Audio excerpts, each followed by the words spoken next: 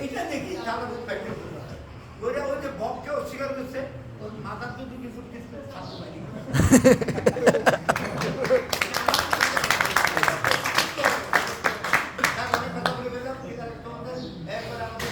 পুরস্কার দেওয়া আছে আমাদের তোমরা ওয়ার্ডা করলে কথাগুলি মানুষ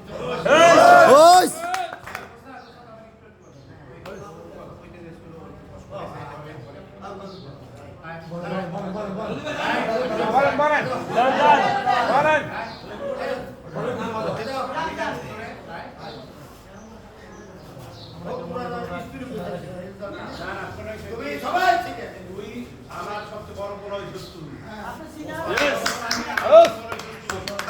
তুই একটা সমাধান দিবি কোনো কমপ্লেন বা কোনো কথা বলবি না এরকম করতে পারবি না যদি বলে তোমার কথা না শুনলে ওরা আমাদের গ্রুপে রাখবে না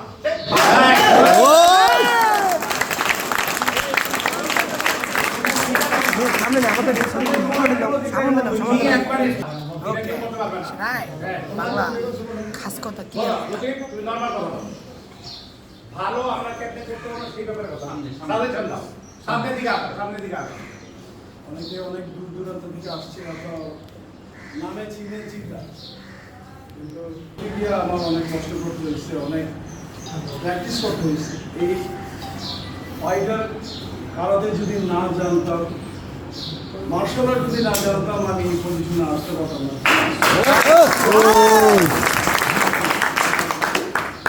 ওস্তাদের ছাত্র হিসাবে আমি এতটাই প্র্যাকটিস করছি বাংলাদেশে কেউ আমার সামনে দাঁড়ানোর মতো ক্ষমতা ফেডারেশনে রাখে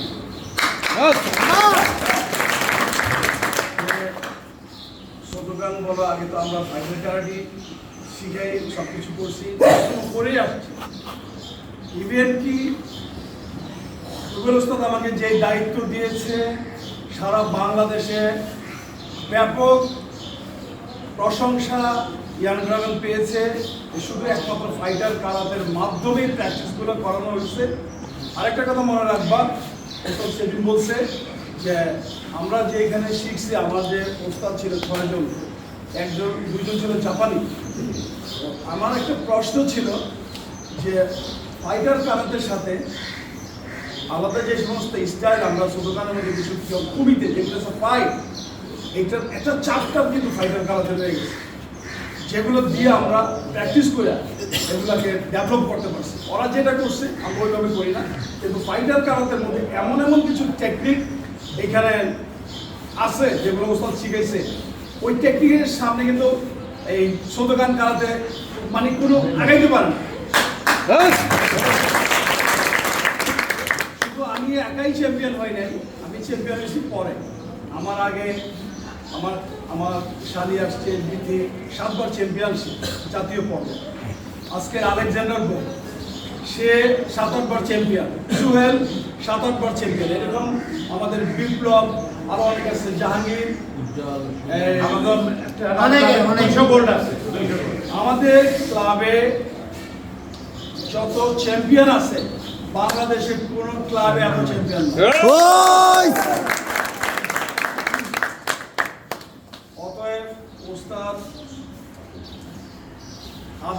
আদেশ করবে সবসময়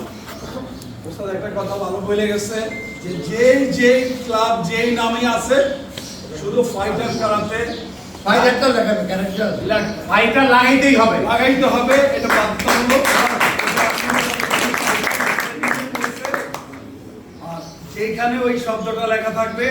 আমি যতদিন বেঁচে আছি আমি এটা নিয়ে কাজ করবো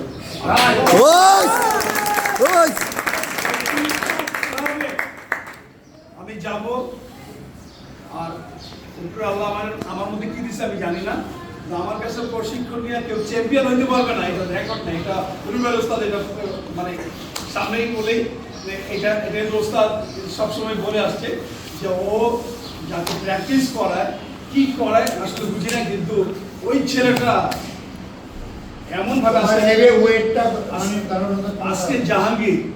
তোমরা দেখো জাহাঙ্গীরের খেলা দেখছো ওর যে পাওয়ার মারণের স্টাইল প্লাস ওরা কিন্তু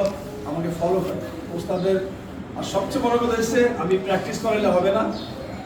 রুবেল উস্তাদের যে সেন্স, যে ডিরেকশন, যে সমস্ত ব্রিফিং, যে সমস্ত কথাগুলো বলে, এটা কিন্তু প্র্যাকটিসের চেয়ে আরো অনেক উঠবে।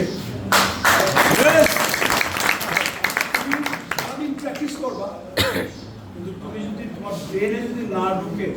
তুমি যদি না বুঝো, তাহলে কিন্তু এই প্র্যাকটিসের মানে কি থাকবে না, ভুল না। আর তুমি ফাইট করতে নামছো,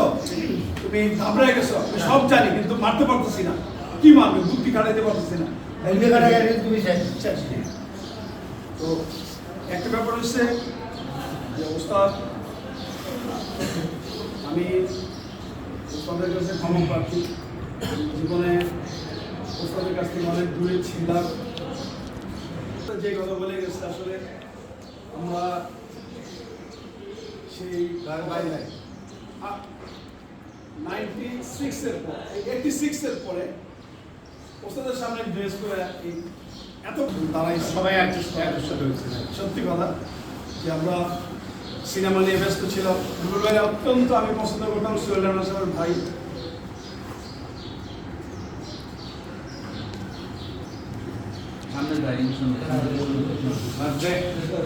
কিছু না, ওনাকে আমি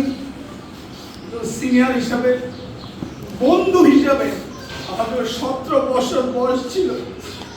তখন থেকে আমি ওনার প্রতি একটু দুর্বলতা ছিল আমার, কারণ ক্লাবে one of the best fighter ছিল। কারণ ওনার যে সাইডকিক, যে ফাইট করতো, একটা সাইডকিক লাগলে একটা মানুষ 10 বার দূরে গিয়ে অজ্ঞান হয়ে যায়।